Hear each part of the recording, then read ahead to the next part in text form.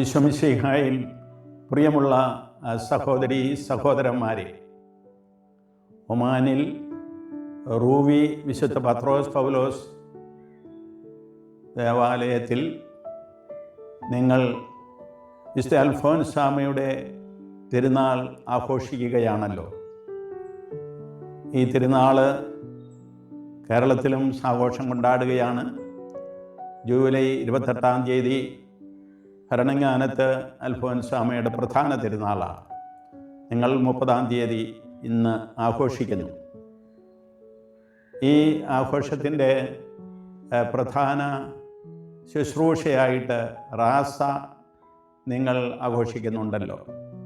റാസ നിങ്ങൾക്കറിയാവുന്നതുപോലെ സുറമലബാർ സഭയിലെ 3 ആരാധനാ രീതികളിൽ എന്ന് വെച്ചാൽ വിശുദ്ധ കുർബാന അർപ്പണത്തിൻ്റെ 3 രീതികളിൽ ഏറ്റവും ആഘോഷപൂർവമായ രീതിയാണ് സാധാരണ കുർബാന. ആഘോഷമായ കുർബാന, ഏറ്റവും ആഘോഷപൂർവമായ കുർബാന റാസ എന്നറിയപ്പെടുന്നു.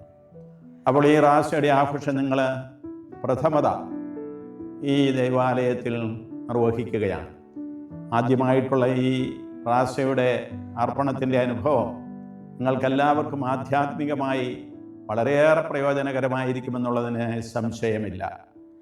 റാസ അർപ്പിക്കുന്ന വൈദികർക്കും മറ്റു കാർമ്മികർക്കും അതുപോലെ തന്നെ ആരാധനാ സമൂഹം മുഴുവനും വലിയൊരു അനുഭവമായിട്ടാണ് എപ്പോഴും നമുക്ക് പറയാനുള്ളത്.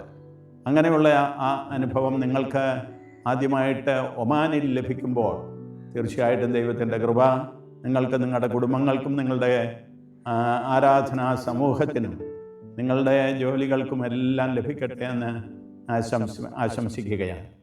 അതുപോലെ തന്നെ സഹനദാസി തൻ്റെ ജീവിതത്തിലെ സഹനവും മരണവും എല്ലാം കർത്താവിനെ പോലെ ഒരു അർപ്പണമായി ദൈവപിതാവിന് സമർപ്പിച്ച് കടന്നുപോയ വിശുദ്ധ അൽഫോൻസാമയുടെ ആ ആധ്യാത്മിക സാക്ഷ്യം നമ്മുടെ ജീവിതങ്ങളിലും ഏറ്റുവാങ്ങുവാൻ ഈ തിരുനാൾ ആഘോഷം നിങ്ങൾക്ക് ഉപകരിക്കട്ടെ. പ്രിയമുള്ളവരെ, നിങ്ങൾക്കെല്ലാവർക്കും വിശുദ്ധ അൽഫോൻസാമയുടെ തിരുനാൾ മംഗളങ്ങളും റാസ കുർബാനയുടെ ആഘോഷത്തിൻ്റെതായ ദൈവകൃപകളും ഞാൻ നേരുന്നു. ദൈവത്തിന് സ്തുതി.